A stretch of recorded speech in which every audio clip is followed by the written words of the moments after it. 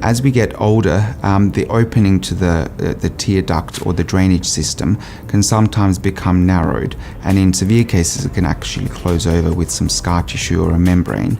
Now, there are some other secondary causes for a blocked tear duct. So patients that are on long-term drops for the eyes, for example, glaucoma medication, sometimes that can actually block the tear duct. Other causes to be aware of is surgery in the past or trauma. So people that have had fractures of the face or the nose in particular can present even many years down the track with blocked tear duct. So the tear duct itself drains from the very corner of the eye, and it drains into the back of the nose. So anything that disrupts that flow can cause excess watering of the eyes. So it's important to ask whether they've had any sinus surgery, for example, or whether, maybe even 10 years ago they may have broken their nose during a sporting event. Some of the rarer causes for a blocked tear duct can be chronic infections. So patients that have chronic sinus disease or other infections, so chronic conjunctivitis or other infections of the eye or the nose, can sometimes present with a blocked tear duct.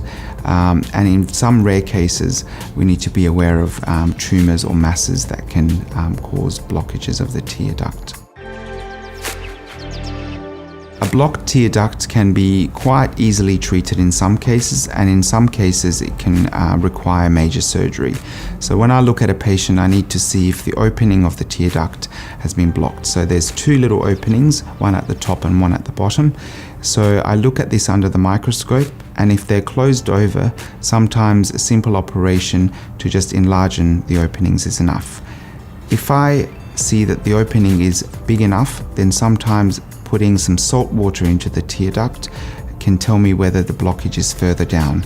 And if there's a major blockage further down in the tear duct system, then sometimes a larger operation where we need to break the bone and create a bypass may be required, and that can be done in a theatre setting and sometimes under general anaesthetic.